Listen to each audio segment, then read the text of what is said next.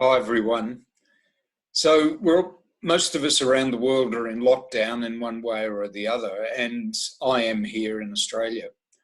And I was looking at what can I share that would empower and engender trust and hope rather than feeling sorry for ourselves or blame, because blame will only literally lock you down and imprison you. And all the things, all the emotions associated with it. Feeling sorry for yourself, well, it gives you a choice about whether to stay there or move on, or go into blame. But trust and hope will open whole new possibilities for you. And it's so important at the moment that to build that trust, you've got to know yourself and live consciously and express gratitude. Those three things together open you up to hope and build trust in life and the fact that you're alive, and therefore build trust inside yourself. And I wrote a novel about 6 years ago, and I was amazed by what I wrote at the time. I was in very special circumstances that allowed things to just flow out of me. Beautiful environment and plenty of time just to sit and enjoy the beauty and to express my heart. And I looked at the beginning of that book. It's called Dawn of the Darkness. Sounds a bit ominous, but it's part of a series that I started called Legends of the Darkness. And I've been reading it lately and just really enjoying and appreciating the inspiration that came from within me, that inspired me, gave me trust, built hope in me, but at the same time, grounded it in dealing with the realities of the real world. And so I had this idea. I'll read chapter 1 of that to you. It's set over a wide range of history. And chapter 1 is based at the time of Merlin and Arthur and Guinevere and the Knights of the Round and all that. And I loved it because it speaks to chapter 1 about courage. And that's what we need now. The courage to face things as they are. And in one way to overcome them, but turn them into something really positive. So I'm going to share chapter 1 with you. It'll take about 20 minutes, I guess, to read it. And, I'm not going to try and be perfect. If I make a mistake, I'll correct myself. But I'd love you to enjoy this and the messages within it. And if you like it, let me know. And I'm happy to share more of the 45 chapters in the book with you at another time. So here goes. Legends of the Darkness, Book 1, Dawn of the Darkness, Chapter 1. Silence reigned. Her mind stopped its endless musing, held in awe by the beauty she felt within. She found a quiet more still than the deepest silence. She felt relief, at home, at peace. Then her mind became restless, afraid of drowning in the silence. It thought of the first thing it could, the drama around her. In reflection, the noise of the battle raged. She did not move except to relax a little more. Her mind, realizing it had to do better, went deeper. It needed something noble and engaging. Seduction with inspiration was always plan B. The silence did nothing, went nowhere. It didn't need to. It was within everything and everywhere. The beautiful silence became her mentor. Her mind became a student, and together they sought new possibilities. Then, in an unforeseen moment of insight, she found the solution that set her in motion. Morgaine moved silently between Arthur's bodyguards to whisper in his ear. A smile emerged from his youthful concern. "You always push my limits, dear sister," he said, expressing both fear and excitement. Then he took command. "Who is ready to make a mistake so victory can be ours?" After half a dozen battles and victories, Arthur's knights had begun to trust him. Yet again, he came up with an idea that made them question the art of war and themselves. They hesitated, uncertain how to act, until Colin spoke up. "This is for me." Surprise flashed across many of their faces. Colin was known for his reserve, but there he stood, bold and vulnerable, ready to do whatever his king commanded.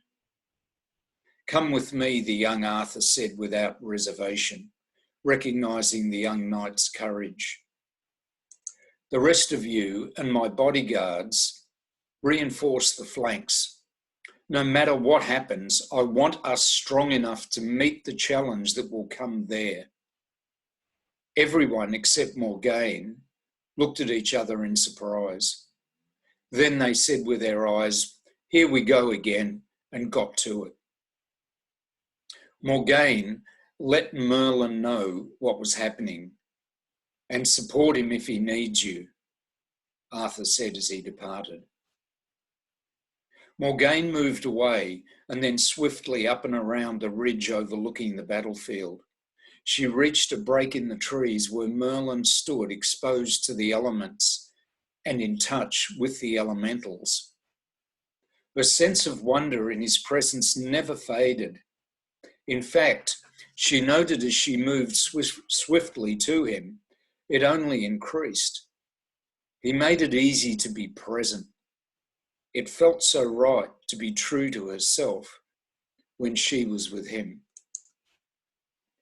"What's up, Morgaine girl?"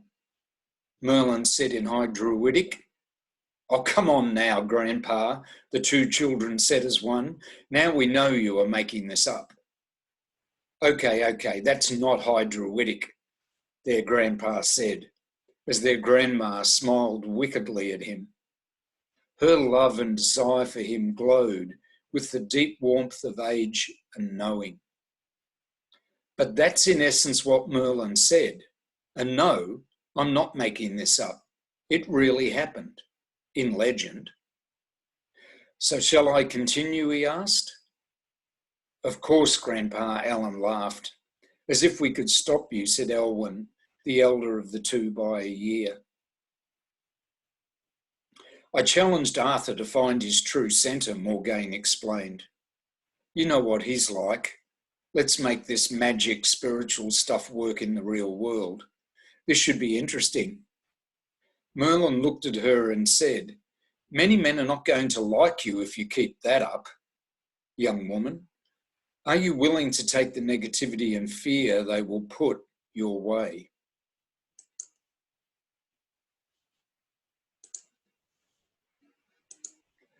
"They are not the men I am looking for or interested in," she replied boldly. "I was there when one of them, disguised as my father, raped my mother. His self-loathing and desperation for love gave him away. Yet the result was my half-brother, Arthur. With your help, Arthur rose above all that. I see what is possible for men to be. That I will always cherish and empower. I can't help it, Merlin. I love men. If that frightens men, they need to deal with it."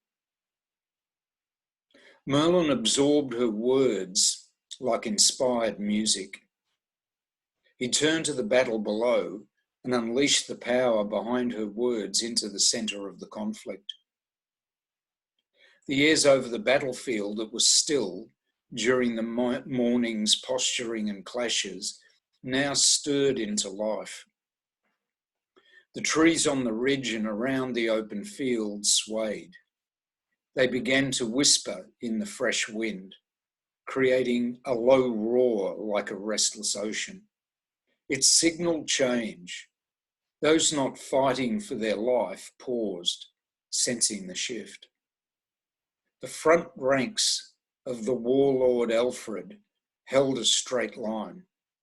They did not move as the centre of Arthur's line fell back, appearing to be in disarray and retreat.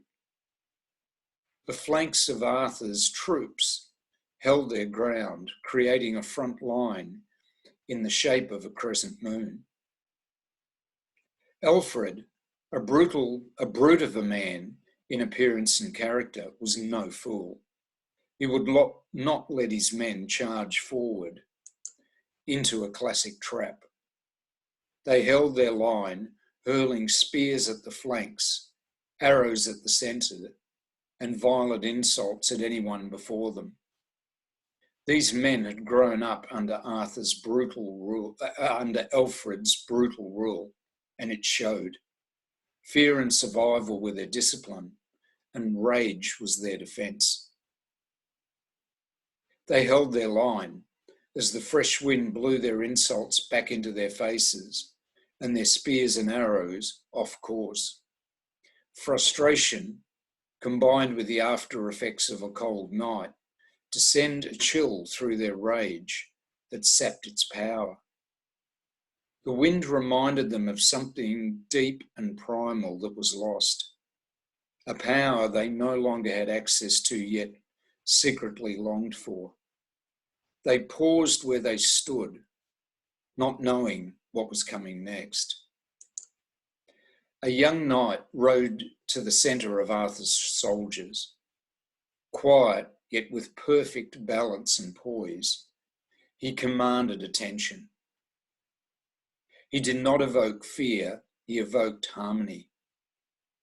He was elegant and seemed out of place on this brutal killing field.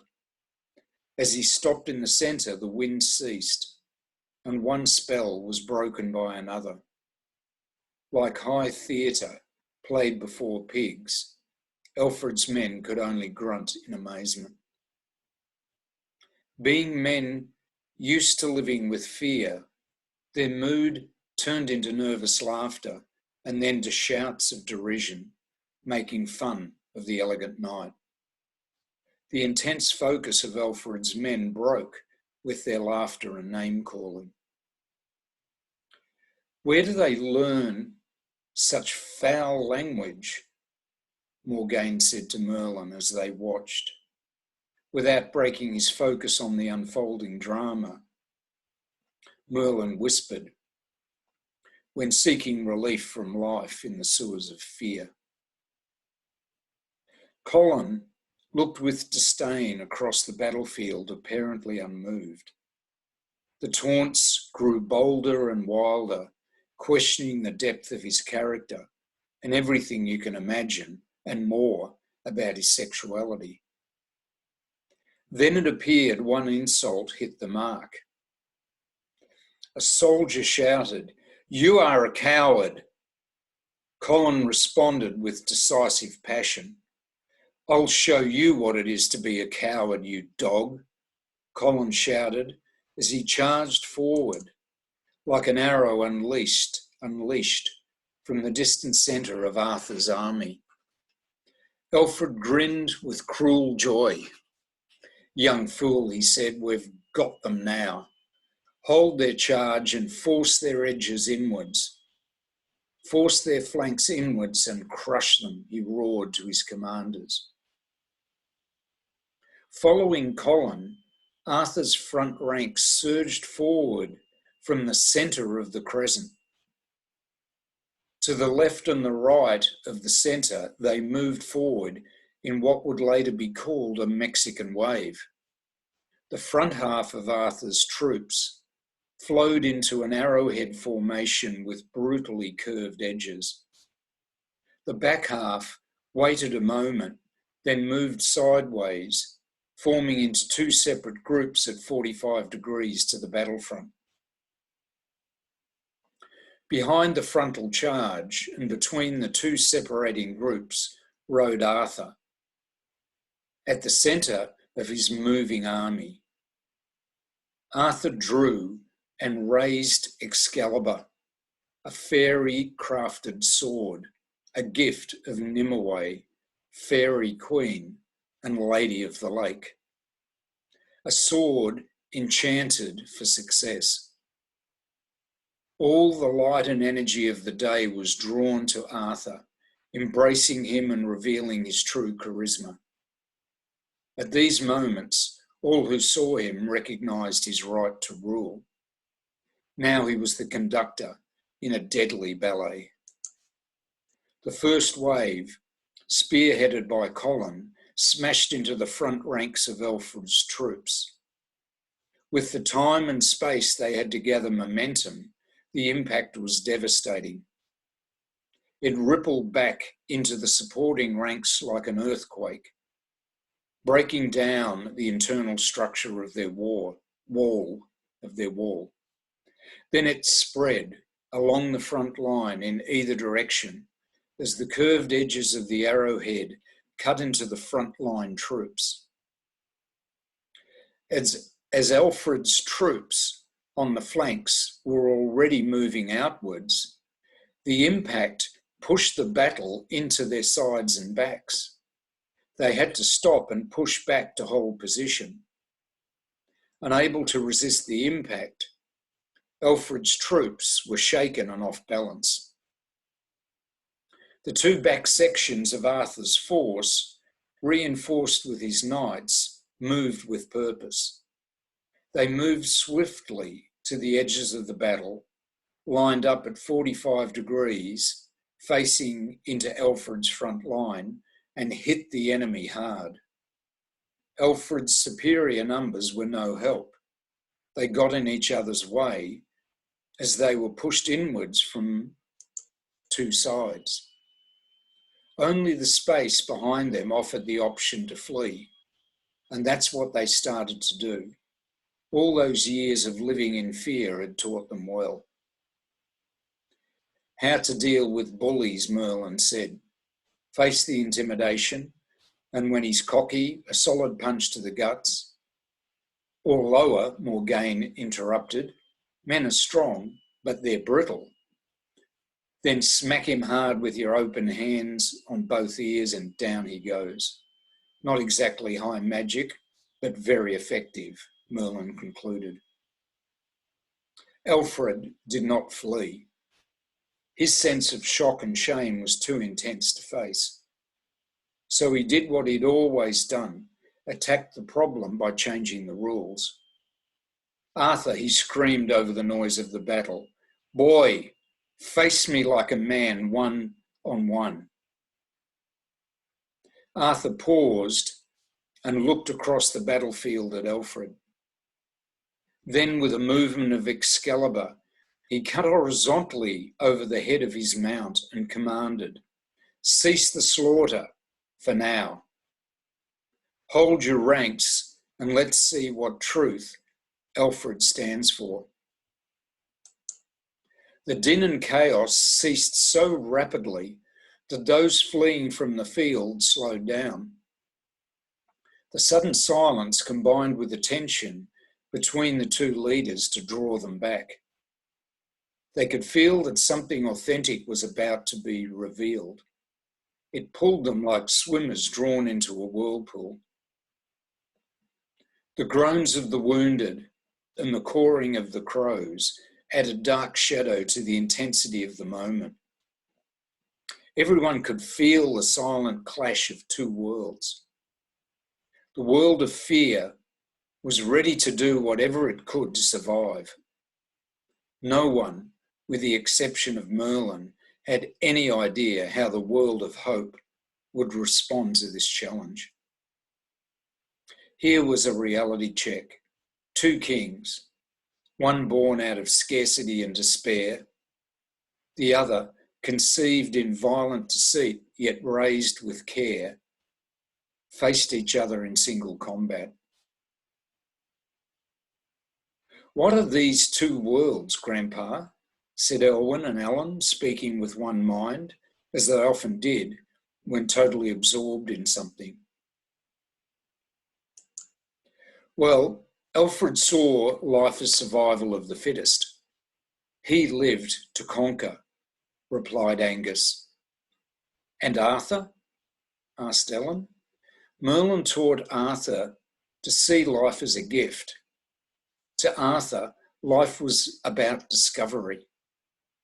Still don't get it, said Elwyn. Okay, Alfred didn't care about himself or anyone else. He just wanted to get what he wanted. Arthur knew every moment, every person, everything mattered. He was raised by Merlin and his foster parents to learn from every experience. Arthur knew how to care, and this gave him power. Listen and you'll see. Arthur rode forward, as did Alfred. The ranks of warriors moved aside. Arthur's bodyguards rode up, swords drawn and spears aimed at Alfred. Arthur's archers scanned the battlefield on the lookout for treachery. Arthur waited, allowing the confusion to settle. He was in no hurry to engage. Alfred never let his stare or his hate for Arthur waver. His intent was deadly, and this alone had devastated many who stood against him. His presence drew darkness to him, speaking wordlessly of fearful magic and demons. Then out of the blue, Arthur asked, "How do you do that? Looking that fearful is quite a skill." Alfred hesitated for just a moment, and Arthur took the lead. Rather than the beauty and power of Excalibur clashing with Alfred's massive blade, Arthur engaged Alfred's mind. "You master fear or are crushed by it, boy, as you will learn," growled Alfred, baring his teeth. "I've learned from fear, but it has not possessed me," replied Arthur. "Then you will suffer, little man." "What more will that give me than what you have experienced, Alfred? I will not take your life for something so meaningless and unsatisfying." "You think you can take my life?" laughed Alfred. "I know I can," said Arthur, calmly looking into the eyes of Alfred. "Fear has already stolen your life, Alfred. Your life is for sale to anyone who can pay fear's price." "And what price is that?" Alfred scowled. "Transformation," replied Arthur. "Fear does not want to be mastered. If you try to master your fear will master you. Fear wants to be transformed." At that moment, all the fear deep within Alfred erupted. Without thinking, he kicked his horse into motion, moving close enough to strike. Arthur watched calmly. Alfred lifted his massive sword and swung hard, down and across at Arthur's body. The swing was powerful and broad, so whatever it hit, man or horse, would be cut in half. Arthur brought Excalibur smoothly upwards to meet the blow. Those watching expected Excalibur to be smashed down and Arthur killed. As the two blades met, the fairy-wrought metals of Excalibur instantly absorbed the power of Alfred's blow and released it as pure sound that was alien and mysteriously beautiful. Alfred's sword resonated from tip to grip and disintegrated into shards that dissolved into the air. As his empty sword arm flew downwards in front of Arthur's body, Alfred nearly fell off his horse into the mud. The impression was that Alfred rode forward and gave the most exaggerated bow to Arthur, while Arthur raised his sword in victory.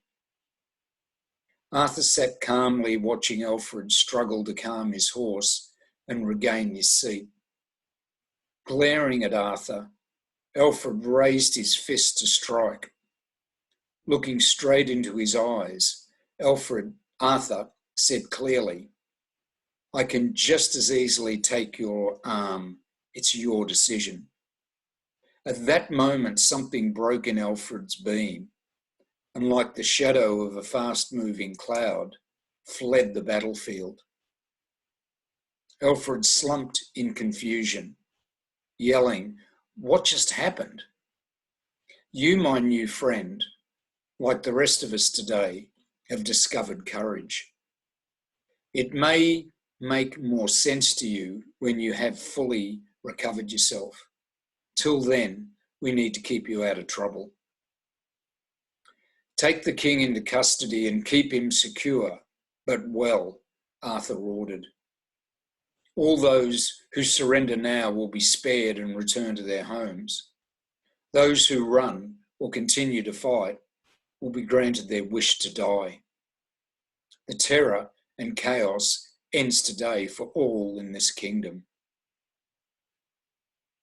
On the ridge, Morgane smiled at Merlin. "You're quite the teacher, Merlin," she said. "He's quite the student," Merlin replied. That's the end of chapter 1. So I hope you got something out of that. I did. And I hope you enjoyed it. It's been such a pleasure for me writing that and then sharing it with very few people so far. If you'd like to hear more, let me know. Contact me via whichever means you saw this. And don't let the fear at the moment do anything more than make you aware to live consciously, express your gratitude, and take the time to know yourself. Talk to you again soon.